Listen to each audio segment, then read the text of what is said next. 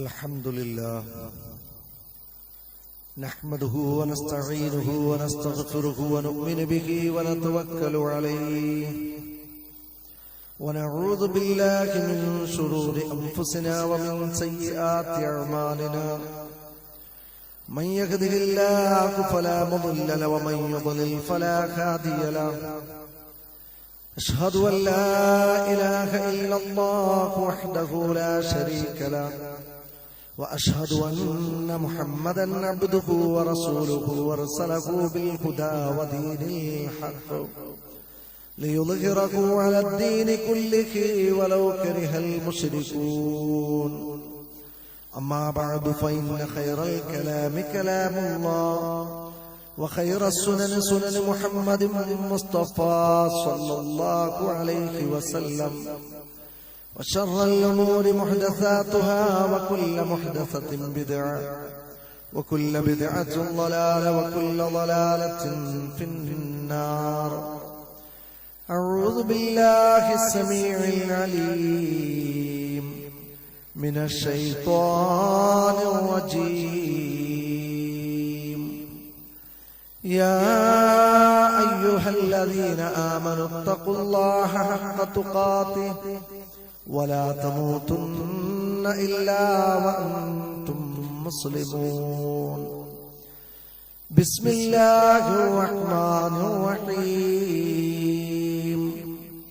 وتوبوا إلى الله جميعا أيها المؤمنون لعلكم تفلحون.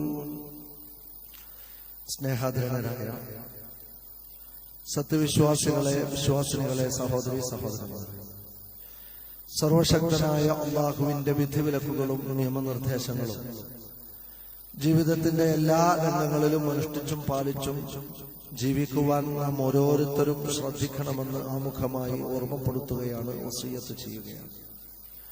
സർവശക്തനായ അല്ലാഹു അവന്റെ വിധിവിലക്കുകളെയും നിയമനിർദ്ദേശങ്ങളെയും യഥാവിധി അനുസരിച്ചും പാലിച്ചും ജീവിക്കുന്ന നല്ലവരായ വിശ്വാസികളിൽ നമ്മെ എല്ലാവരെയും ഉൾപ്പെടുത്തി അനുഗ്രഹിക്കുമാറാവട്ടെ.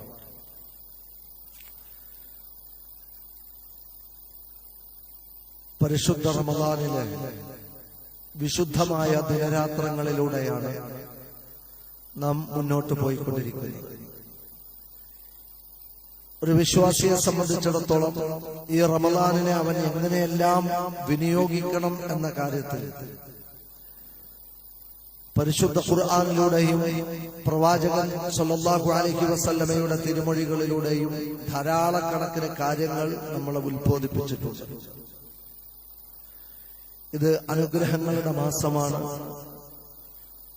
ഇത് കാരുണ്യം വർഷിക്കുന്ന മാസമാണ്. ഇത് കർമ്മങ്ങൾ ഉയർത്തപ്പെടുന്ന മാസമാണ്. ഇത് പാപമോചനത്തിന്റെയും തൗബയുടെയും മാസമാണ്. ഇത് ക്ഷമയുടെ മാസമാണ്. ഇത് നോമ്പിന്റെ മാസമാണ്. ഇത് ഖുർആനിന്റെ മാസമാണ്.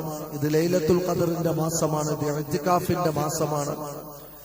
സുഹൃതങ്ങൾക്ക് ഗുണീഭവിക്കുന്ന പ്രതിഫലങ്ങൾ ലഭിക്കുന്ന മാസമാണ്. ഇത് സ്വർഗപ്രവേശനം നേടിയെടുക്കാൻ സാധിക്കുന്ന മാസമാണ്. നരകത്തിൽ നിന്ന് രക്ഷപ്പെടാൻ സാധിക്കുന്ന മാസമാണ്. ഇത് ആത്മസംസ്കരണത്തിന് വേണ്ടി നൽകപ്പെട്ട വിശുദ്ധമായ മാസമാണ്. തുടങ്ങി ധാരാളക്കണക്കിന് പ്രാമാണികമായ അധ്യാപനങ്ങൾ റമദാനിന്റെ പോരിശയെ ഉണർത്തുന്ന നിലക്ക് നാം പഠിപ്പിക്കപ്പെട്ടിട്ടുണ്ട്. അതിലെ ഒരു വിശ്വാസി ഏറ്റവും ഗൗരവത്തോടുകൂടി പരിഗണിക്കേണ്ട ഒന്നാണ് തന്റെ പാപമോചനത്തിന്റെ മാസമാണ് റമദാൻ മാസം എന്നുള്ളത്. ജീവിതത്തിന്റെ പോയ കാലങ്ങളിൽ സംഭവിച്ചു പോയ തിന്മകളെ ഏറ്റുപറയാനും മാപ്പ് ചോദിക്കാനും സത്യവിശ്വാസികൾ ഏറ്റവും ഫലപ്രദമായി വിനിയോഗിക്കേണ്ട നാളുകളിലൂടെയാണ് നമ്മൾ മുന്നോട്ട് പോകുന്നത്. നാം എല്ലാം പഠിച്ചത് പ്രകാരം മദീന മുനവ്വറയിലെ മിമ്പറിൽ വെച്ച് ജിബ്രീൽ അലൈഹിസ്സലാത്തു വസ്സലാം നടത്തുന്ന ഒരു പ്രാർത്ഥന, മൻ അദറക റമളാൻ, ഒരാൾക്ക് അയാളുടെ ആയുസ്സിൽ റമളാൻ വന്നു കിട്ടി, പക്ഷെ ഫലം യുഗ്ഫർ ലഹു, അയാളുടെ പാപങ്ങൾ കഴുകിക്കളയാൻ ആ റമളാനിലൂടെ അയാൾക്ക് സാധിച്ചില്ല എങ്കിൽ ദഖലന്നാർ, അയാൾ നരകത്തിൽ പ്രവേശിക്കട്ടെ എന്നതാണ്.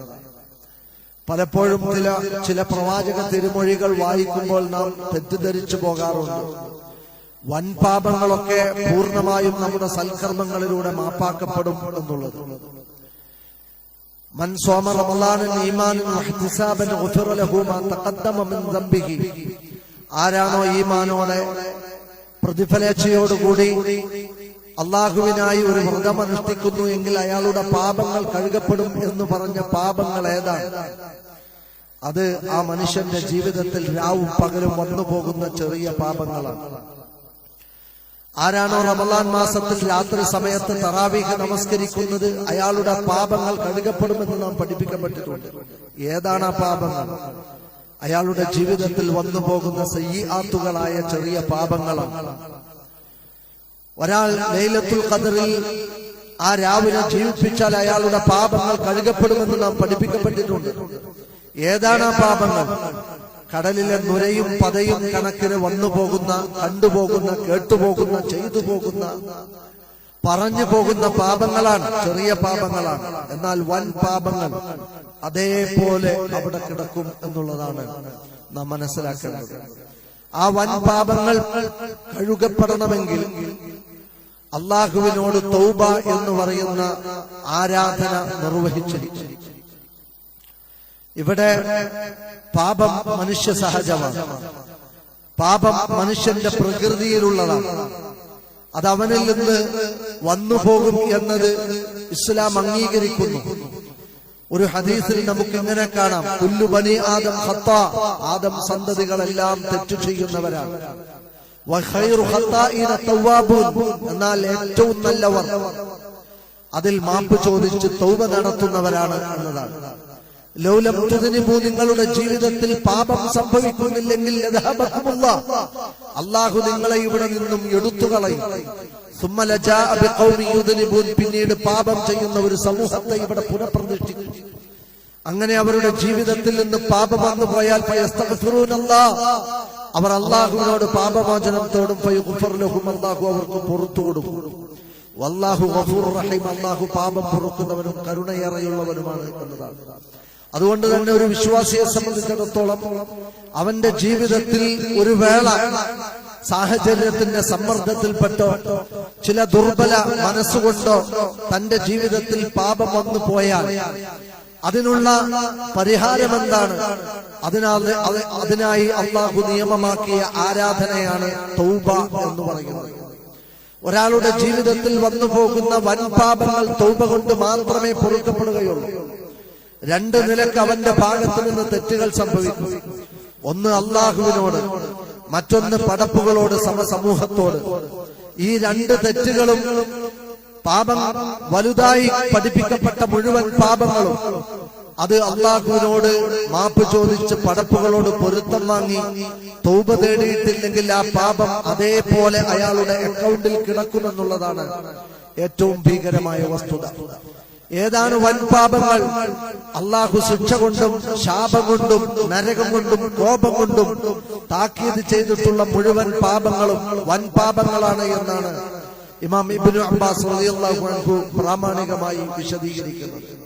അതുകൊണ്ട് തന്നെ ജീവിതത്തിൽ സംഭവിക്കുന്ന പാപങ്ങളെ കഴുകിക്കളയാൻ അള്ളാഹു നിയമമാക്കിയ ഒന്നാണ് തൗബ എന്ന് പറയുന്നത്. ആ തൗബയുടെ കവാടം തുറക്കപ്പെട്ട ഒരു മാസത്തിലാണ് നമ്മൾ ഉള്ളത്. അള്ളാഹുവിനോട് മാപ്പ് ചോദിക്കാനും കരഞ്ഞു പറയാനും നമ്മൾ മനസ്സ് കാണിച്ചാൽ നമ്മുടെ ജീവിതത്തിലെ എല്ലാ പാപങ്ങളും അള്ളാഹു മാപ്പാക്കി നൽകും. തൗബ കൊണ്ടുള്ള കൽപ്പനകൾ പരിശുദ്ധ ഖുർആനിൽ കാണാം. അല്ലയോ സത്യവിശ്വാസികളെ, നിങ്ങൾ അള്ളാഹുവിനോട് തൗബത്തൻ നസൂഹ, ഏറ്റവും നസൂഹായ നിലക്കുള്ള തൗബ തേടണം എന്നതാണ്. അതേപോലെ തന്നെ ഖുർആൻ പറഞ്ഞു, വതൂബു ഇലല്ലാഹി ജമീഅ അയ്യുഹൽ മുഅ്മിനൂൻ, ഹേ സത്യവിശ്വാസികളെ, നിങ്ങളെല്ലാവരും അള്ളാഹുവിനോട് മാപ്പ് ചോദിക്കുകയും പശ്ചാത്തപിച്ച് മടങ്ങുകയും ചെയ്യണം. ലഅല്ലക്കും തുഫ്ലിഹൂൻ, നിങ്ങൾ വിജയിക്കുന്നതിന് വേണ്ടിയാണ് എന്നതാണ്. ഒരു മനുഷ്യന്റെ ജയപരാജയം തീരുമാനിക്കപ്പെടുന്നതിൽ തൗബ നിർണായകമായ പങ്ക് വഹിക്കുന്നു.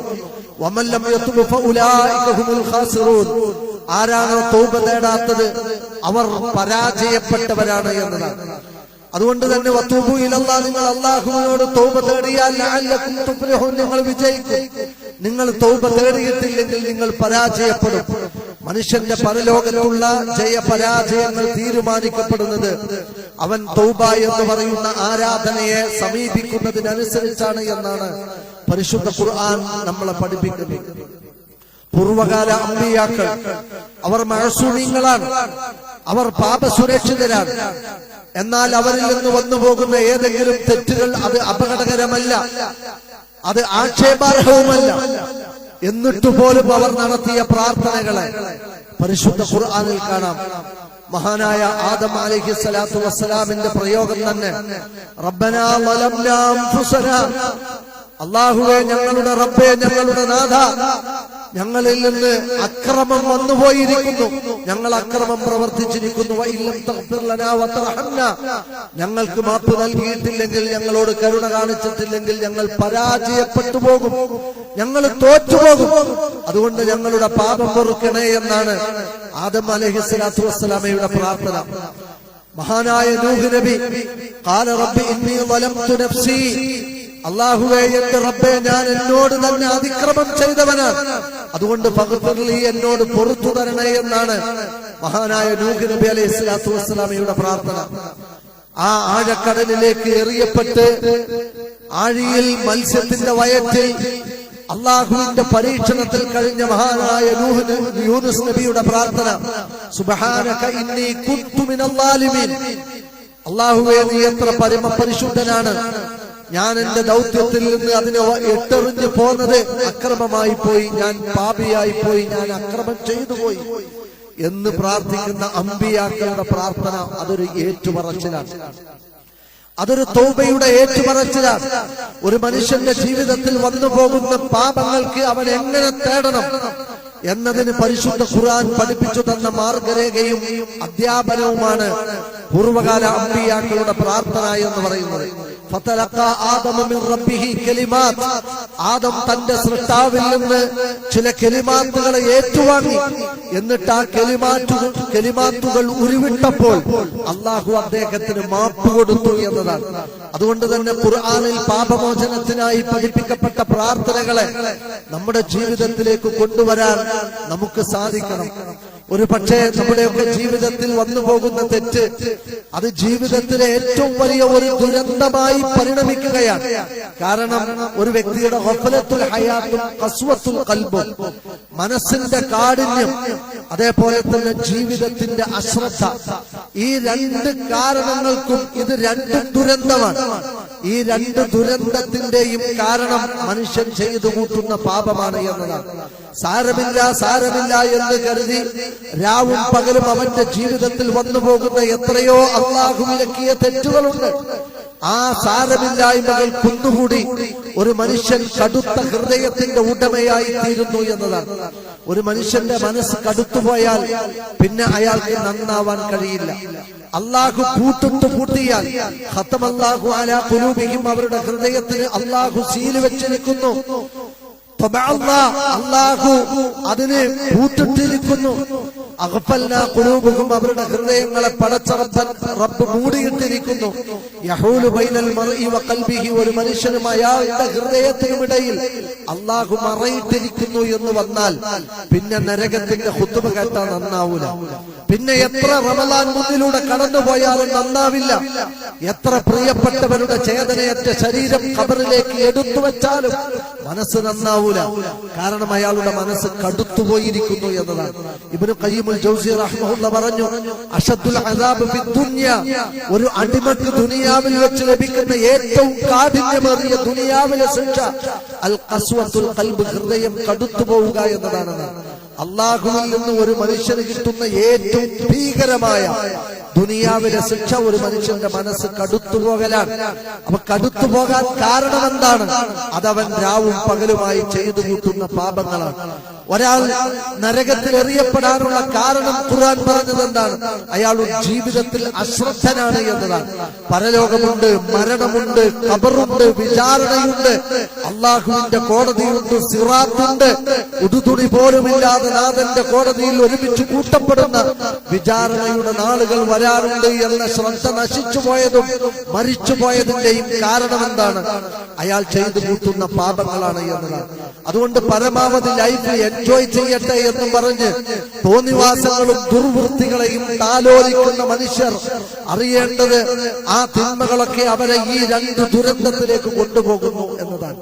അതുകൊണ്ട് ഇത്തരം പാപങ്ങൾ വന്നുപോയാൽ അത് ഒരു മനുഷ്യനോട് ചെന്ന് പറഞ്ഞ് സങ്കടം പറയുക വഴി തീരുന്നതല്ല അത് പ്രശ്നം. മറിച്ച് അതിന് ഏറ്റവും പ്രകൃതിയുടെ മാർഗം അള്ളാഹു പഠിപ്പിച്ചു തരാൻ. ഒരു കുമ്പസാര കൂട്ടിൽ കയറി അച്ചോ ഞാൻ ഇങ്ങനെയൊക്കെ ചെയ്തു പോയിട്ടുണ്ട് എന്ന് പറയുന്നതോടുകൂടി പരിഹരിക്കപ്പെടുന്നതല്ല ഇസ്ലാമിക വീക്ഷണത്തിൽ ഒരു വിശ്വാസിയുടെ പാപമോചനം എന്ന് പറയുന്നത്. മറിച്ച് അള്ളാഹുമായി ബന്ധപ്പെട്ട പാപമാണെങ്കിൽ 3 നിബന്ധനകൾ പാലിച്ചുകൊണ്ടായിരിക്കും അയാൾ തൗബ തേടേണ്ടത്. പടപ്പുകളുമായി ബന്ധപ്പെട്ട തിന്മയാണെങ്കിൽ 4 നിബന്ധനകൾ പാലിച്ചുകൊണ്ടായിരിക്കണം ഒരാൾ അള്ളാഹുവിനോട് മാപ്പ് ചോദിക്കേണ്ടത്. ആ തൗബയുടെ മാസത്തിലാണ് നമ്മൾ ഉള്ളത്. എന്താണ് തൗബത്തൻ നസൂഹ? അള്ളാഹുവിനോട് നിങ്ങൾ എല്ലാവരും നസൂഹായ തൗബ തേടണമെന്ന് സൂറത്തുൽ തഹരീമിൽ സൂറത്തുൽ മഹാരിമിലൂടെ അള്ളാഹു നമ്മളെ പഠിപ്പിക്കുന്നുണ്ട്. എങ്ങനെയാണ് അള്ളാഹിനോട് തൗബ തേടേണ്ടത്? മഹാനായ ഹസനുൽ ബസ്രി റഹ്മഹുല്ലാഹ് പറഞ്ഞു, അള്ളാഹുവിനോട് നിങ്ങൾ തൗബ തേടുമ്പോൾ നാദിമൻ ലിമാ മള, ചെയ്തു പോയ തെറ്റിന്റെ പേരിൽ ആത്മാർത്ഥമായി നിങ്ങൾക്ക് ഖേദമുണ്ടാവണം. വന്നുപോയല്ലോ എന്ന മനസ്സാക്ഷി കുത്തും വേദനയും ചെയ്തു പോകുന്ന തിന്മകൾ കൊണ്ട് പ്രൗഢിയും അതൊരു അലങ്കാരവും അതൊരു സന്തോഷവും ഇനിയും കൂടുതൽ ചെയ്യാനുള്ള ഊറ്റവുമായിട്ടല്ല സത്യവിശ്വാസി ഒരു പാപത്തെ നോക്കിക്കാണാം. തന്റെ ജീവിതത്തിൽ ഒരു തെറ്റു വന്നുപോയാൽ അതിനെക്കുറിച്ച് അയാൾ ആത്മാർത്ഥമായി ഖേദിച്ചിരിക്കണം. രണ്ടാമത്തേത് അയാളുടെ എന്നേക്കുമായി ആ പാപത്തെ തന്റെ ജീവിതത്തിൽ നിന്ന് പിഴുതെറിയണം. മൂന്നാമത്തേത് അല്ലാ യഊദ ഇലൈഹി അബദ, ഒരിക്കലും അതിലേക്ക് മടങ്ങിപ്പോകാനും പാടില്ലാത്തതാണ്. ഈ 3 നിബന്ധനകൾ പാലിച്ചാൽ അള്ളാഹുവിന്റെ അടുത്ത് വന്നുപോയ തിന്മകൾ പരിഹരിക്കപ്പെടും. ഒരാൾ വ്യഭിചരിച്ചു പോയി, അള്ളാഹുവിനോട് പറയാം, ഞാൻ ചെയ്തതിൽ എനിക്ക് അങ്ങേയറ്റത്തെ വിഷമമുണ്ട്, എനിക്ക് ഖേദമുണ്ട് നാഥ. അതിനുമപ്പുറത്ത് വ്യഭിചാരമെന്ന പാപം ജീവിതത്തിൽ നിന്ന് എന്നേക്കുമായി പിഴുതെറിയണം. മൂന്നാമത്തേത് ആ വ്യഭിചാരമെന്ന പാപത്തിലേക്ക് ജീവിതത്തിന്റെ ഒരു സാഹചര്യത്തിലും തിരിച്ചു പോവുകയില്ല എന്ന് അള്ളാഹുവിനോട് വാക്കുകൊടുക്കണം. എങ്കിൽ ആ പാപം അയാൾക്ക് അള്ളാഹു മാപ്പാക്കി കൊടുക്കുന്നതാണ് എന്നതാണ് അള്ളാഹുമായി ബന്ധപ്പെട്ട തിന്മകളുടെ വിഷയം. ഒരാൾ നമസ്കരിക്കുന്നില്ല, അതല്ലെങ്കിൽ അള്ളാഹു നിഷിദ്ധമാക്കിയ തെറ്റുകൾ ചെയ്തുകൊണ്ടേയിരിക്കണം, അത് അള്ളാഹുമായി ബന്ധപ്പെട്ടതാണെങ്കിൽ ആ മനുഷ്യൻ അല്ലാഹു സുബ്ഹാനഹു വ തആലയോട് ഈ 3 നിബന്ധനകൾ പാലിച്ച് മാപ്പാക്കണേ എന്ന് പറഞ്ഞാൽ പൊരുത്തപ്പെട്ടു കൊടുക്കുമെന്ന് അല്ലാഹു ലവജദുല്ലാഹ തവ്വാബർ റഹീമ, അല്ലാഹുവിനെ നിങ്ങൾക്ക് പശ്ചാത്താപം സ്വീകരിക്കുന്നവനായി കാണാം എന്നാണ് ഖുർആൻ നമ്മളെ പഠിപ്പിച്ചത്. അതുകൊണ്ട് പാപങ്ങൾ മാപ്പാക്കുന്ന ഒരു റബ്ബ് നമുക്കുണ്ട് എന്നത് നാം അനുഭവിക്കുന്ന ഏറ്റവും വലിയ ആശ്വാസമാണ്. അതേപോലെ പടപ്പുകളുമായി ബന്ധപ്പെട്ട തിന്മകളാണ് എങ്കിൽ ആ പടപ്പുകളോട് പൊരുത്തപ്പെടിക്കുക എന്നുള്ളതും അതിന്റെ 4ാമത്തെ നിബന്ധനയാണ്. ബാക്കി 3 ആദ്യം പറഞ്ഞ ചെയ്തു പോയ തെറ്റിന്റെ പേരിൽ ആത്മാർത്ഥമായ ഖേദവും ആ പാപം ജീവിതത്തിൽ നിന്ന് എന്നേക്കുമായി പിഴുതെറിയലും ഇനി ഒരിക്കലും ആ പാപത്തിലേക്ക് തിരിച്ചു പോകാത്ത വിധം അയാൾ പെരുമാറലുമാണ് 3 നിബന്ധനയെങ്കിൽ പടപ്പുകളുമായി ബന്ധപ്പെട്ട 4ാമത്തെ നിബന്ധന ഒരാളോട് ഏതെങ്കിലും നിലക്ക് നമ്മൾ എന്തെങ്കിലും ഉപദ്രവം ചെയ്തിട്ടുണ്ടെങ്കിൽ അത് മാപ്പാക്കിപ്പിക്കലും പൊരുത്തം വാങ്ങലുമാണ്. അത് ക്ഷമ ചോദിക്കലും അയാളുടെ മുന്നിൽ ചെന്ന് തന്റെ തെറ്റ് ഏറ്റുപറയാൻ തയ്യാറാകലുമാണ് ഒരു വിശ്വാസിയെ സംബന്ധിച്ചുള്ള പാപമോചനം സ്വീകരിക്കാനുള്ള മാനദണ്ഡം. അതുകൊണ്ട് തന്നെ ഈ മാനദണ്ഡങ്ങൾ പാലിച്ച് അള്ളാഹുവിനോട് പൊറുക്കണേ എന്ന് പറഞ്ഞാൽ അള്ളാഹു നമുക്ക് മാപ്പ് നൽകും. അതല്ല നമ്മുടെയൊക്കെ അക്കൗണ്ടിൽ നമ്മൾ ചെയ്തു കൂട്ടിയ വൻ പാപങ്ങളെ അതേപോലെ ഇട്ട് കേവലം ഒരു അസ്തഗ്ഫിറുല്ലാഹ് എന്ന പ്രയോഗത്തിൽ മാത്രം തന്റെ പരലോക മോക്ഷം അയാൾ സ്വപ്നം കാണുന്നുവെങ്കിൽ അത് അയാളുടെ നരകശിക്ഷയ്ക്ക് കാരണമാകുന്ന ഏറ്റവും വലിയ ദുരന്തമായി മാറുമെന്നതാണ് വൻ പാപങ്ങളുടെ വിഷയത്തിൽ നമ്മൾ തിരിച്ചറിയേണ്ടത്. വൻ പാപങ്ങൾ അള്ളാഹിനോട് തൗബ തേടിയെങ്കിലേ നമുക്ക് മാപ്പാക്കപ്പെടുകയുള്ളൂ എന്നതാണ് ഇസ്ലാമിന്റെ അധ്യാപനം. എത്രത്തോളം വൻ പാപങ്ങളിൽ നിന്ന് ആരെങ്കിലും വിട്ടുനിന്നാൽ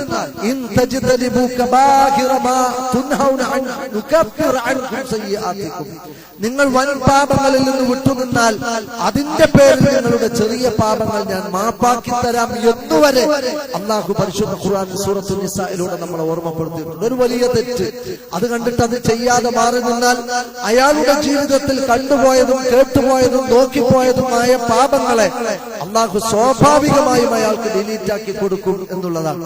അതുകൊണ്ട് വൻ പാപങ്ങളിൽ നിന്ന് പാപമോചനം തേടാനുള്ള ദിനരാത്രങ്ങളിലൂടെയാണ് നമ്മൾ മുന്നോട്ട് പോകുന്നത്. അതിൽ നമ്മൾ ഏറ്റവും കൂടുതൽ ശ്രദ്ധിക്കേണ്ടത് ഇപ്പൊ മാഇസ് റളിയല്ലാഹുവിന്റെ ചരിത്രം നമുക്കറിയാം. മാഇസ് റളിയല്ലാഹു അൻഹു റസൂൽ സ്വല്ലല്ലാഹു അലൈഹി വസല്ലമയും അനുചരന്മാരും ഒരുമിച്ചിരിക്കുന്ന ഒരു സദസ്സിലേക്ക് വെപ്രാളപ്പെട്ട് ബേജാറായി ഓടി വരികയാണ്. വന്നിട്ട് റസൂൽ സ്വല്ലല്ലാഹു അലൈഹി വസല്ലമയോട് പറയാണ്, തുഹിർനി തുഹിർനി തുഹിർനി യാ റസൂലല്ലാഹ്, അല്ലാഹുവിന്റെ റസൂലെ എന്നെ ഒന്ന് വൃത്തിയാക്കി തന്നാലും എന്നെ ഒന്ന് ശുദ്ധീകരിച്ചു തരണേ എന്നും പറഞ്ഞ് നബി സല്ലല്ലാഹു അലൈഹി വസല്ലമയുടെ മുന്നിൽ അസ്വാഭാവികമായി പെരുമാറാണ്. എന്തേ പറ്റിയത് എന്ന് ചോദിച്ചപ്പോൾ ഞാൻ വ്യഭിചരിച്ചു പോയി പ്രവാചകരെ എന്നതാണ്. അദ്ദേഹത്തോട് നബി സല്ലല്ലാഹു അലൈഹി വസല്ലമ പറഞ്ഞ വാക്കെന്നത് തിരിച്ചു പോകും, എന്നിട്ട് നിന്റെ റബ്ബിനോട് മാപ്പ് ചോദിച്ച് തൗബ തേടിയിട്ട് നിന്റെ പാപത്തിൽ നിന്ന് ശുദ്ധീകരിക്കപ്പെടും. അല്ല പ്രവാചകരെ, പരലോകത്തേക്ക് നീട്ടിവെക്കാനുള്ള ധൈര്യം എനിക്കില്ല. അതുകൊണ്ട് ഇസ്ലാം നിഷ്കർഷിക്കുന്ന ഏത് ശിക്ഷയാണോ അത് ഞാൻ ഏറ്റുവാങ്ങാനാണ് വന്നത്. അതെനിക്ക് തന്നാലും എനിക്ക് പരലോകത്ത് പേടിയാണ്. റസൂൽ സല്ലല്ലാഹു അലൈഹി വസല്ലമയുടെ മുന്നിൽ വന്നിട്ട് ഭൗതികമായി ഉണ്ടാകുന്ന പരിക്കുകളും അപമാനവും വകവെക്കാതെ അദ്ദേഹം തന്റെ ഏറ്റുപറച്ചിൽ നടത്തുക. അതാണ് ഒരു വ്യക്തിയെ സംബന്ധിച്ചിടത്തോളം അയാളുടെ ജീവിതത്തിലെ അള്ളാഹുവിനോടുള്ള ഏറ്റുപറച്ചിലിന്റെ ഏറ്റവും മകുടമായ ഉദാഹരണമാണ് മാഇസ് റളിയല്ലാഹു അൻഹുവിന്റെ ചരിത്രം. അവിടെ ചിലപ്പോഴൊക്കെ നമുക്ക് വന്നു പോകുന്ന ഒരു സംശയമുണ്ട്, ഞാനിപ്പോ ഒരു വ്യഭിചരിച്ചാൽ അതെന്റെ ഭാര്യയോട് കാണിക്കുന്ന വഞ്ചനയല്ലേ, അതുകൊണ്ട് ഞാനത് എന്റെ ഭാര്യയോട് തുറന്നു പറയണ്ടേ? ഒരു ഭർത്താവ് ചിന്തിക്കുകയാണ്, ഒരു ഭാര്യ ചിന്തിക്കുകയാണ്, ഞാനിതുപോലെ ഒരു അന്യപുരുഷനുമായി അവിഹിത ബന്ധത്തിൽ ഏർപ്പെട്ടാൽ ഞാൻ എന്റെ ഭർത്താവിനോട് മാപ്പ് ചോദിക്കണ്ടേ? ഞാൻ അയാളെ ചതിക്കുകയും വഞ്ചിക്കുകയുമല്ലേ ചെയ്തിട്ടുള്ളത് എന്നതാണ്. എന്നാൽ ആ വിഷയത്തെ സംബന്ധിച്ചിടത്തോളം നമ്മൾ വളരെ ഗൗരവത്തോടു കൂടി ഇത്തരം തിന്മകളെ സമീപിക്കേണ്ടതുണ്ട്. പലപ്പോഴും പല ആളുകളും താൻ ചെയ്ത തെറ്റുകളെ ഏറ്റുപറയും. പുതുമണവാളനും പുതുമണവാട്ടിയും പ്രഥമ ജീവിതം ആരംഭിക്കുമ്പോൾ തന്നെ എന്റെ പൂർവ്വകാല ജീവിതത്തിൽ ഞാൻ ഇത്രയാളെ പ്രണയിച്ചിട്ടുണ്ട്, ഇന്ന കാര്യങ്ങളൊക്കെ ഞാൻ ചെയ്തിട്ടുണ്ട് എന്ന് തുറന്നു പറഞ്ഞ് നമ്മളുടെ ഇടയിൽ ഇനി ഒരു മറയുമില്ല എന്നൊക്കെ വിചാരിച്ച് ആ തരത്തിൽ തുറന്നു പറയുന്ന ചില ആളുകളുണ്ട്. ഇനി കൗൺസിലിംഗ് കേന്ദ്രങ്ങളിലാണെങ്കിൽ പോലും അള്ളാഹു മറച്ചു വെച്ച ഒരു തിന്മയെ നമ്മളായി തുറന്നു പറയുന്നത് അള്ളാഹുവിന് ഇഷ്ടമില്ലാത്തതാണ്. നബി സല്ലല്ലാഹു അലൈഹി വസല്ലമ പറഞ്ഞു, ഇജ്തനിബു ഹാദിഹിൽ ഖാദുറാത്ത്, ഈ അശ്ലീല വൃത്തികളിൽ നിന്ന് നിങ്ങൾ വിട്ടുനിൽക്കുവിൻ. അല്ലതീ നഹല്ലാഹു അൻഹാ, അത് അള്ളാഹു നിങ്ങളോട് വിരോധിച്ചതാണ്. ഫമൻ അലുമ്മ ബിശൈഇൻ മിൻഹാ, ഇനി ആരുടെയെങ്കിലും ജീവിതത്തിൽ അങ്ങനെ വല്ലതും സംഭവിച്ചു പോയാൽ ഫൽയസ്തതിർ ബിസതിരില്ലാ, അല്ലാഹ് മറച്ചു വെച്ചതിനെ നിങ്ങളും മറച്ചു വെക്കണം, അതാരോടും വിളിച്ചു പറയരുത് എന്നതാണ്. വൽയതുബു ഇലല്ലാഹ്, എന്നിട്ട് അള്ളാഹുവിനോട് ഏറ്റുപറയാം, പടച്ച റബ്ബിന്റെ മുന്നിൽ വെക്കാം, അള്ളാഹുവിനോട് മാപ്പ് ചോദിക്കാം. ഫഇന്നഹു മൻ യുബ്ദി ലനാ സുബ്ഹതഹു, എന്നിട്ട് റസൂലുള്ളാഹി പറയാണ്, എന്റെ മുന്നിൽ വന്ന് ഞാൻ ഇങ്ങനെ ചെയ്തു എന്ന ഏട് തുറന്നു വെച്ചാൽ നഖും അലൈഹി ബികിതാബില്ലാഹ്, അള്ളാഹുവിന്റെ ഗ്രന്ഥത്തിൽ പറഞ്ഞ ശിക്ഷ നടപ്പിലാക്കാനല്ലാതെ എനിക്ക് നിവൃത്തിയില്ല. അതുകൊണ്ട് നിങ്ങളുടെ ജീവിതത്തിൽ ഇനി ആരും അറിയാതെ അത്തരം തിന്മകൾ വന്നിട്ടുണ്ടെങ്കിലും അള്ളാഹു മറച്ച ഒരു തിന്മയെ നിങ്ങൾ വിളിച്ചു പറഞ്ഞ് വ്യഭിചാരമടക്കമുള്ള പാപങ്ങളെ ചെയ്യുന്നു എന്ന് മാത്രമല്ല അത് പിന്നീട് പരസ്യപ്പെടുത്തുകയും ചെയ്യുന്ന ഏർപ്പാട് പാടില്ലാത്തതാണ് എന്നതാണ്. പരിശുദ്ധ ഖുർആൻ തന്നെ സൂറത്തു നൂറിലൂടെ ഗൗരവത്തോടുകൂടി അശ്ലീല വാർത്തകൾ പ്രചരിപ്പിക്കുന്നത്, വ്യഭിചാര വാർത്തകൾ പ്രചരിപ്പിക്കുന്നത്, വതഹ്സബൂനഹു ഇന്നല്ലദീന യുഹിബ്ബൂന അൻ തശീഅൽ ഫാഹിഷത ഫില്ലദീന ആമനൂ, വിശ്വാസികൾക്കിടയിലൂടെ ഇത്തരം വാർത്തകൾ പ്രചരിപ്പിക്കുന്നവർ ലഹും ഫിദ്ദുനിയ ഖിസ്യ, അവർക്ക് നിന്ദ്യതയുടെ ദുനിയാവിന്റെ ജീവിതവും നാളെ പരലോകത്ത് വേദനയേറിയ ശിക്ഷയുമുണ്ട് എന്നതാണ്. ആരുടെ വ്യഭിചാര വാർത്തയാണെങ്കിലും അത് പ്രചരിപ്പിക്കുന്നതിനെ കുറിച്ച് ഖുർആൻ തന്നെ എടുത്തു പറഞ്ഞിട്ടുള്ളത്.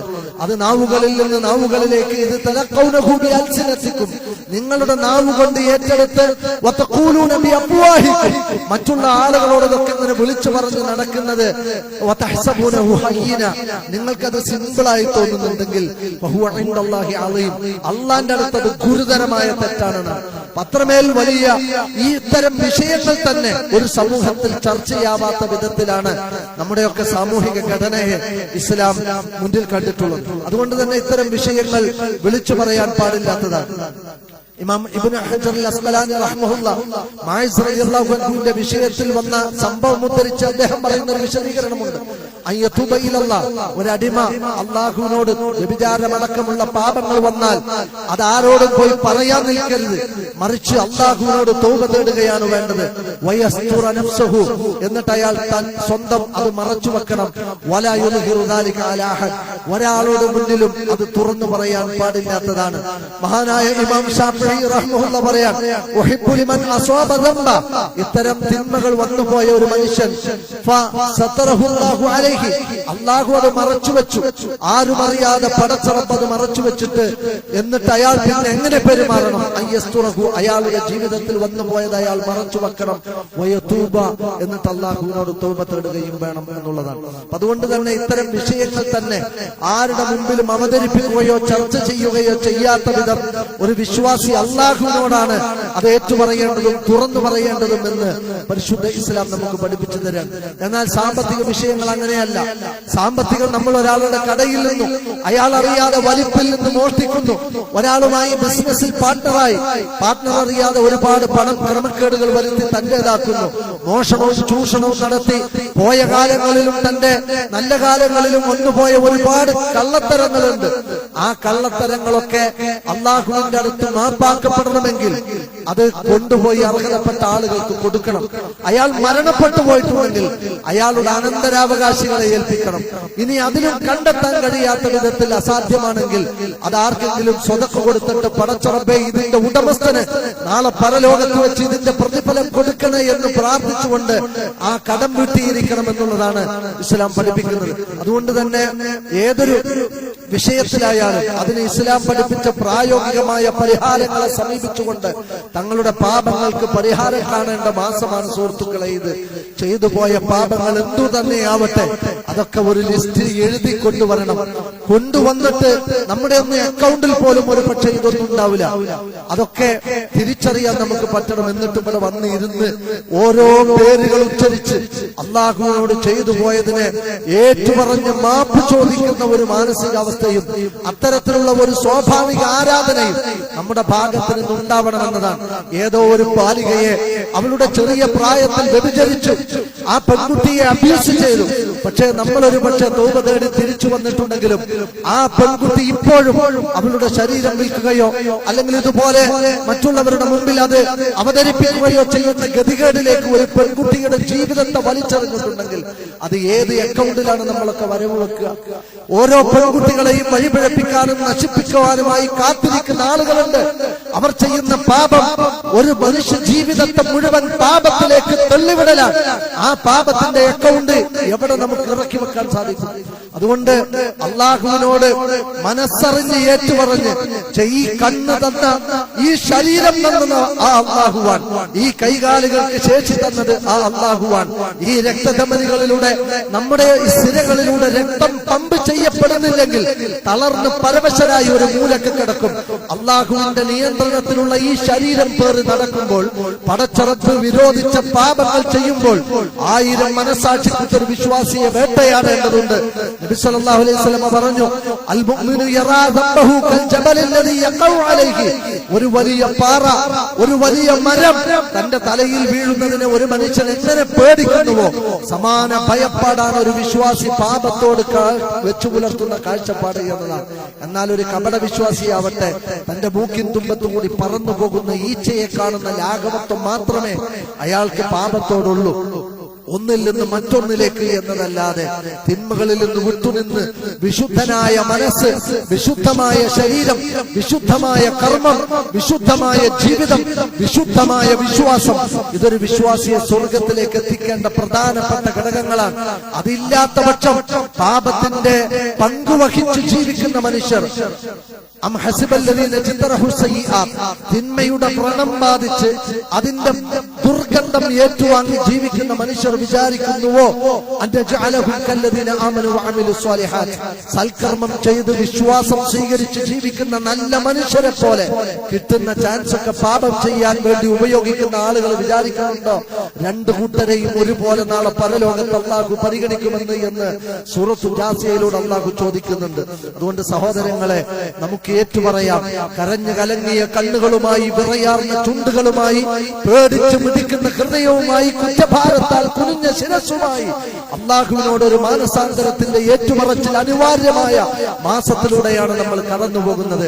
ഇതൊരു സൗഭാഗ്യമാണ്. റമളാൻ വന്നു കിട്ടിയിട്ട് വൻപാപങ്ങൾ കഴുകിക്കളയാത്തവൻ അവൻ ദഖലന്നാർ എന്നതാണ് താക്കീത്, നരകത്തിൽ പ്രവേശിപ്പിക്കപ്പെടുമെന്നതാണ്. അതുകൊണ്ട് ചെയ്തു പോയ പാപങ്ങൾ ഏറ്റുപറയണേ എന്ന് അള്ളാഹു നമ്മളോട് ആവശ്യപ്പെടുകയാണ്. അള്ളാഹു സുബ്ഹാനഹു വ തആല തന്ന നിരവധി അവസരങ്ങളുണ്ട്. ഒന്ന്, നമുക്ക് ഏറ്റുപറയാം, അതോടൊപ്പം സൽക്കർമ്മങ്ങൾ വർദ്ധിപ്പിക്കാം. സൽക്കർമ്മങ്ങളിലൂടെ പാപങ്ങൾ കഴുകപ്പെടുമെന്ന് അഷ്റഫുൽ ഖൽഖ് സ്വല്ലല്ലാഹു അലൈഹി വസല്ലം പഠിപ്പിച്ചിട്ടുണ്ട്, ഖുർആൻ പഠിപ്പിച്ചിട്ടുണ്ട്. ഇന്നൽ ഹസനാത്ത് യുദ്ഹിബുന സയ്യിആത്ത്, നാം ചെയ്യുന്ന സൽക്കർമ്മങ്ങൾ നമ്മുടെ ചെറിയ പാപങ്ങളെ ഡിലീറ്റ് ആക്കി കളയും. അതുകൊണ്ട് നോമ്പാവട്ടെ, നിസ്കാരമാവട്ടെ, വുളൂആവട്ടെ, നമ്മൾ അനുഭവിക്കുന്ന വേദനകളാവട്ടെ, ഒരു അൽഹംദുലില്ലാഹ് കൊണ്ട് പാപങ്ങൾ കഴുകിക്കളയാനുള്ള സാഹചര്യങ്ങളെ അനുവദിച്ചു തന്ന കരുണാവാരിധിയായ അത്യുദാരനായ ഒരു റബ്ബ് നമുക്കുണ്ട്. അവൻ നമ്മളെ കൈവിട്ടിട്ടില്ല. മാ വത്തഅക റബ്ബുക വമാ ഖലാ, അവൻ കൈവിട്ടിട്ടില്ല ഒരിക്കലും. മനുഷ്യരെ, നിങ്ങൾ പാപം ചെയ്യുമെന്ന് പറഞ്ഞത് പാപം ചെയ്യാനുള്ള മോട്ടിവേഷൻ അല്ല. പാപം വന്നു പോയതിന്റെ പേരിൽ നിരാശപ്പെട്ട് ജീവിക്കുന്ന മനുഷ്യർക്ക് തിരിച്ചു വരാനുള്ള ഒരു കച്ചിത്തുരുമ്പാണ് ഈ തൗബ എന്ന് പറയുന്നത്. അതുകൊണ്ട് അള്ളാഹുവിലേക്ക് തിരിച്ചു വരാൻ, മാപ്പ് ചോദിക്കാൻ, പോയ കാലങ്ങളിലെ പാപങ്ങൾ കഴുകിക്കളയാൻ ഈ പുണ്യനാളുകളെ വിനിയോഗിക്കാനുള്ള വിവേകം കാണിക്കണമെന്ന് ഓരോരുത്തരെയും ഓർമ്മപ്പെടുത്തുന്ന അല്ലാഹു സുബ്ഹാനഹു വ തആല നമ്മുടെ ജീവിതത്തിൽ നിന്ന് വന്നുപോയ അനവധി നിരവധി ചെറുതും വലുതുമായ പാപങ്ങളുണ്ട്. എല്ലാം നമുക്ക് വിട്ടുപുറത്തു മാപ്പാക്കി നൽകുമാറാവട്ടെ.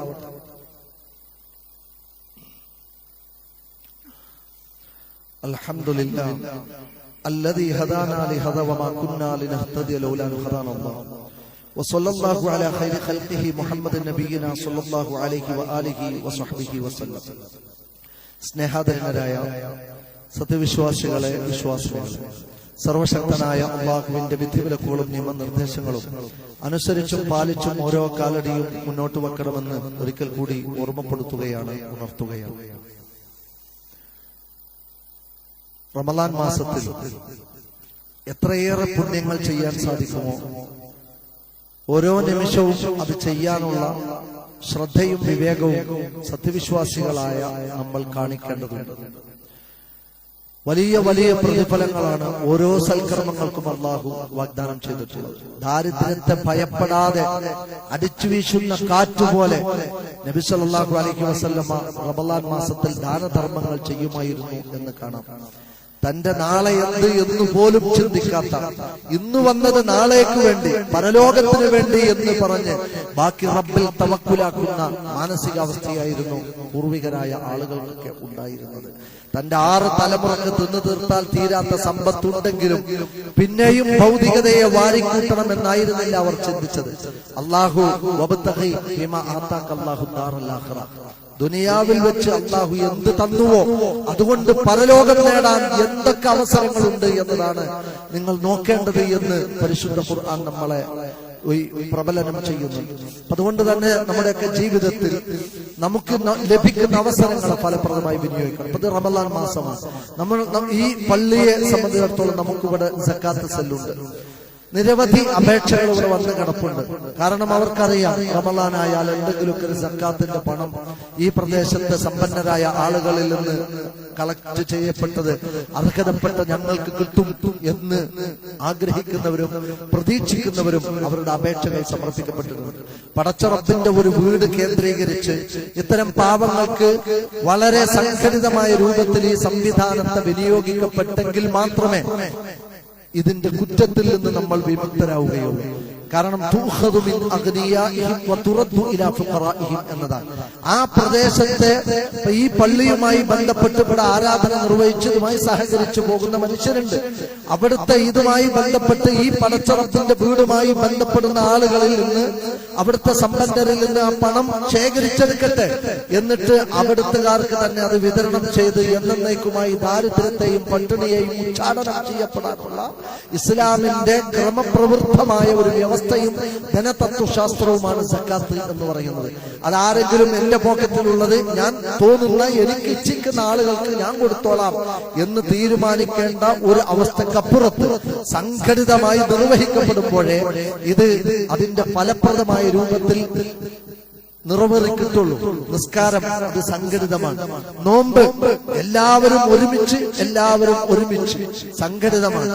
ഹജ്ജ് എല്ലാവരും ഒരുമിച്ച് സംഘടിതമാണ്. സക്കാത്ത് മാത്രം പണക്കാരന്റെ വീട്ടുപടിക്കൽ വന്നിട്ട് പാവപ്പെട്ടവർ അവരെ മുസ്ലിം സമൂഹത്തെ എരപ്പാളികളാക്കി മാറ്റുന്ന, യാചകന്മാരാക്കി മാറ്റുന്ന, എന്നിട്ട് 27 രാവിലെ പണക്കാരന്റെ വീട്ടുമുറ്റത്ത് ചെന്ന് കൈ നീട്ടി നിൽക്കുന്ന ഒരു സമുദായത്തിന്റെ മുഴുവൻ ആത്മാഭിമാനത്തെയും വളരെ മോശമായ രൂപത്തിൽ ചിത്രീകരിക്കുന്ന ഒരു ഏർപ്പാടല്ല ഇസ്ലാമിലെ സക്കാത്ത് എന്ന് പറയുന്നത്.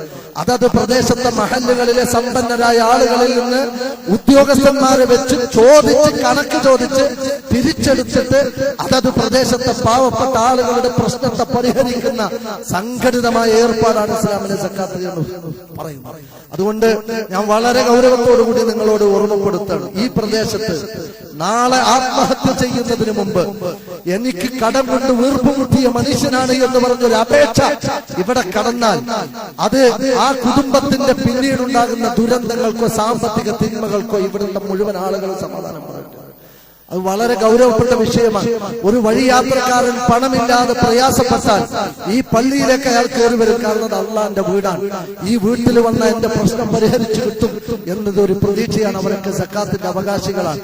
അതുകൊണ്ട് സമൂഹത്തിലെ ഇത്തരം പ്രശ്നങ്ങൾ അനുഭവിക്കുന്ന ആളുകൾക്ക് ഒരു സിസ്റ്റമാറ്റിക്കലി പരിഹാരം ഉണ്ടാവണമെങ്കിൽ നമ്മുടെയൊക്കെ സക്കാത്തിൽ നിന്നുള്ള ഒരു വിഹിതം ഈ സക്കാത്ത് സെല്ലിൽ ഏൽപ്പിക്കപ്പെട്ടാൽ ഫലപ്രദമായി ഈ പ്രദേശത്തെ പ്രശ്നങ്ങൾ പരിഹരിക്കുന്ന പരിശ്രമത്തിൽ നമുക്കൊക്കെ ഒരുമിച്ച് പങ്കാളികളാവാൻ സാധിക്കും. അതുകൊണ്ട് ഇസ്ലാമിന്റെ ഓരോ ആരാധനക്കും കൃത്യമായ ലക്ഷ്യങ്ങളുണ്ട്. ദാരിദ്ര്യത്തെ നിർമ്മാർജ്ജനം ചെയ്യുക എന്നതാണ് ഇസ്ലാമിലെ സക്കാത്ത് കൊണ്ട് ലക്ഷ്യമാക്കുന്നത്. അതുകൊണ്ട് തീർച്ചയായും മനുഷ്യരുടെ പ്രശ്നങ്ങൾ നമ്മുടെ മുമ്പിൽ എത്തി നിൽക്കുമ്പോൾ അത് പരിഹരിക്കണമെങ്കിൽ നമ്മുടെ കയ്യിലുള്ള സക്കാത്തിന്റെ വിഹിതം നമ്മൾ ഇവിടെ ഏൽപ്പിക്കണമെന്നതാണ് ഗൗരവത്തോടു കൂടി ഓർമ്മപ്പെടുത്താനുള്ളത്. മറ്റൊന്ന്, അൽഹംദുലില്ലാഹ്, കണ്ണൂർ എന്ന് പറയുന്ന നമ്മുടെ ഈ സിറ്റിയുമായി കേന്ദ്രീകരിച്ച് ദാറുൽ ഫുർഖാൻ എന്ന് പറയുന്ന ഒരു സ്ഥാപനം പ്രവർത്തിക്കുന്നുണ്ട്. റമളാനിലൊക്കെ ലഭിക്കുന്ന ഇത്തരം കളക്ഷനുകളാണ് ഈ കുഞ്ഞു മക്കൾക്ക് ഹിഫ്ള് പഠിപ്പിച്ചു കൊടുക്കാനും മദ്രസ പഠിപ്പിച്ചു കൊടുക്കാനും വേണ്ടിയിട്ട് നമ്മൾ ഉപയോഗിക്കാറുള്ളത്. ഈ കണ്ണൂർ സിറ്റിയിലും അതിന്റെ പരിസരത്തുമുള്ള കുട്ടികൾ ഒരുമിച്ച് വന്ന് പഠിച്ച് 2-2.5 കൊല്ലമായിട്ട് ആ സ്ഥാപനം തുടങ്ങിയിട്ടുള്ളൂ. 1 ലക്ഷം രൂപ മാസത്തിൽ നമുക്ക് ചിലവ് വേണം. 15 ലക്ഷത്തോളം രൂപ ഒരു വർഷത്തിൽ ചിലവ് വേണം.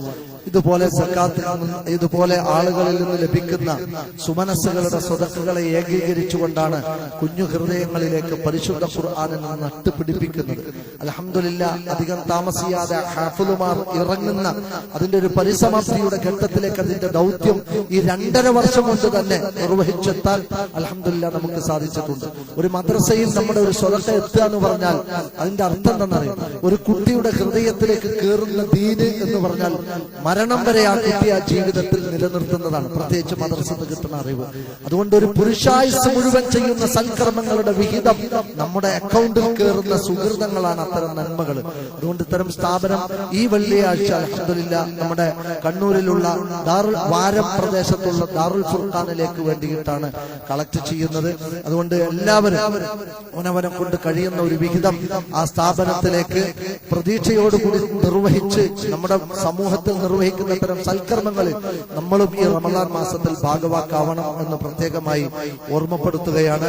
അവിടെ ഒരു ഷെയറായി 25,000 രൂപ ഏൽപ്പിക്കാൻ സാധിക്കുന്നവർക്ക്, അതായത് 4 പേര് കൂടിയിട്ട് ഒരു ഷെയറായി ഒരു മാസം നമ്മുടെ ഈ സ്ഥാപനം ഏറ്റെടുത്ത് മുന്നോട്ട് പോകുക എന്നുള്ളതാണ്. അപ്പൊ അത് എങ്ങനെയാണോ സാധിക്കുന്നത് അങ്ങനെ നമ്മൾ ആ സ്ഥാപനത്തെ ഏറ്റെടുക്കണമെന്ന് പ്രത്യേകം ഓർമ്മപ്പെടുത്തുന്നു. അൽഹംദുലില്ലാഹ്, നമ്മുടെ CH സെന്റർ രോഗികൾക്ക് ആശ്വാസം പകർന്നുകൊണ്ട് അവരുടെ ജീവിതത്തിൽ വേദന അനുഭവിക്കുന്ന മനുഷ്യരുടെ വേദനയെ അകറ്റുന്ന സ്തുത്യർഹമായ നിരവധി സേവനങ്ങൾ ചെയ്യുന്ന ഒരു സംവിധാനമാണ്. അവരും നമ്മളുടെ കൂടെ ഇന്ന് നമ്മുടെ കളക്ഷൻ ചോദിച്ചു വന്നിട്ടുണ്ട്. അവർക്കും നമ്മളെ കൊണ്ട് സാധിക്കുന്ന കാര്യങ്ങൾ നമ്മൾ ചെയ്തു കൊടുക്കുക. അതേപോലെ ഈ പെരുന്നാളിന് ഉപ്പ ഇല്ലാത്തത് കൊണ്ട് കുഞ്ഞുടുപ്പ് വാങ്ങാൻ കഴിയാത്ത കുഞ്ഞു മക്കളുണ്ടാവും. ഒരു വാപ്പ എന്ന് പറയുന്ന ഒരു തണൽ മരം ഇല്ലാത്തൊരു കുട്ടികളുടെ അവസ്ഥ ആലോചിച്ചു. ഒരു സ്ത്രീ എത്ര കണ്ട് അവരുടെ ജീവിതത്തിൽ അവരുടെ പ്രശ്നങ്ങൾക്ക് പരിഹാരം കണ്ടെത്താൻ സാധിക്കും.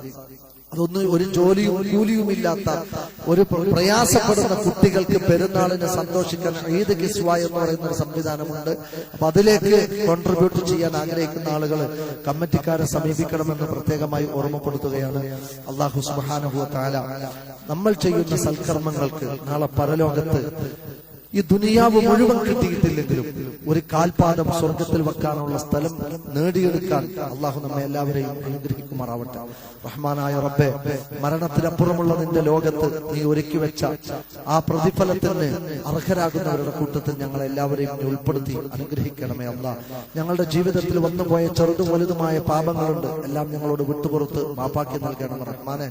ഞങ്ങളുടെ തെറ്റുകുറ്റങ്ങൾ ഞങ്ങളോട് ക്ഷമിക്കണമേ അല്ലാഹ്. അല്ലാഹുവേ, ഞങ്ങളുടെ കൂട്ടത്തിൽ ഒരുപാട് ആളുകൾ രോഗികളാണ്. ഞങ്ങളുടെ രോഗങ്ങൾക്ക് പൂർണ്ണമായ ശിഫാഇനെ പ്രദാനം ചെയ്യണമേ അല്ലാഹ്. അല്ലാഹുവേ, ഞങ്ങളുടെ ശരീരത്തിന് ബാധിക്കുന്ന മാരാ രോഗങ്ങളിൽ നിന്നും മഹാമാരികളിൽ നിന്നും ഞങ്ങളെ രക്ഷിക്കണമേ റഹ്മാനെ. നമ്മുടെയൊക്കെ ഈ പള്ളിയുമായി സഹകരിക്കുന്ന ഹസൻ കോയ സാഹിബിന്റെ ഭാര്യ സഫിയ കോയമ്പത്തൂരില് ചികിത്സയിലാണ്. അവര് പ്രത്യേകം നമ്മളോട് പ്രാർത്ഥിക്കാൻ ആവശ്യപ്പെട്ടിട്ടുണ്ട്. ആ മഹദിക്ക് അള്ളാഹു ഒരു രോഗത്തിന്റെ അംശം പോലും ബാക്കി നിൽക്കാത്ത പൂർണ്ണമായ ശിഫാഇനെ പ്രദാനം ചെയ്യുമാറാവട്ടെ. ആയുസ്സോടെ ആരോഗ്യത്തോടുകൂടി ഇബാദത്ത് ചെയ്ത് നമ്മളിലേക്ക് തിരിച്ചെത്താനുള്ള ആഫിയത്ത് അള്ളാഹു മഹദിക്ക് പ്രദാനം ചെയ്യുമാറാവട്ടെ. ആ കുടുംബത്തിന് അള്ളാഹു ശാന്തിയും സമാധാനവും ധന്യതയും പ്രദാനം ചെയ്യുമാറാവട്ടെ. ഇത്തരം പരീക്ഷണങ്ങൾ അനുഭവിക്കുന്ന നമുക്കൊക്കെ അല്ലാഹു സുബ്ഹാനഹു വ തആല ശിഫയും ശമനവും പ്രദാനം ചെയ്യുമാറാവട്ടെ. സാമ്പത്തിക പരാധീനതകൾ കൊണ്ട് പൊറുതിമുട്ടുന്നവരും കടം കൊണ്ട് വീർപ്പുമുട്ടുന്നവരും നമ്മുടെ കൂട്ടത്തിലുണ്ട്. റഹ്മാനായ റബ്ബേ, ഞങ്ങളുടെ കടം വീട്ടി തരണമേ അല്ലാഹ്. അല്ലാഹുവേ, നിന്റെ ഖജനാവിൽ ഇഷ്ടം പോലെ ഉണ്ടല്ലോ. ഞങ്ങളുടെ ജോലിയിലും ഞങ്ങളുടെ കൂലിയിലും നിന്റെ അനുഗ്രഹവും നിന്റെ റഹ്മത്തും ബറക്കത്തും ഫളലും നീ വർഷിക്കണം റഹ്മാനെ. ഞങ്ങളിൽ നിന്ന് വിട്ടുപിരിഞ്ഞു പോയവർ ഇന്ന് ബർസഖിന്റെ ലോകത്താണ്. അല്ലാഹുവേ, അവരുടെ ഖബറിടമിനെ വിശാലമാക്കി കൊടുക്കണമേ അല്ലാഹ്. അവരെയും ഞങ്ങളെയും നിന്റെ ജന്നാത്തുൽ ഫിർദൗസിൽ ഒരുമിച്ച് കൂട്ടണം റഹ്മാനെ. അല്ലാഹുവേ, ഞങ്ങളുടെ നോമ്പും ഞങ്ങളുടെ നമസ്കാരവും ഞങ്ങളുടെ നിശാ നമസ്കാരവും ഞങ്ങളുടെ ദാനധർമ്മങ്ങളും ഞങ്ങളുടെ പുണ്യകർമ്മങ്ങളും വമ്പിച്ച പ്രതിഫലം ലഭിക്കുന്ന ആരാധനകളായി ഞങ്ങളിൽ നിന്ന് നീ പൂർണ്ണമായും സ്വീകരിക്കണം റഹ്മാനെ. അല്ലാഹുവേ, ലോകത്തിന്റെ മുക്കുമൂലകളിൽ പരീക്ഷിക്കപ്പെടുന്ന ഒരുപാട് പാവങ്ങളുണ്ട്, പട്ടിണി കിടക്കുന്ന ഒരുപാട് പാവങ്ങളുണ്ട്. ഈ നോമ്പ് കാലത്ത് പോലും ശത്രുക്കളുടെ ഉപദ്രവം കൊണ്ട് വാവിട്ട് കരയുന്ന ഒരുപാട് പാവങ്ങളുണ്ട്.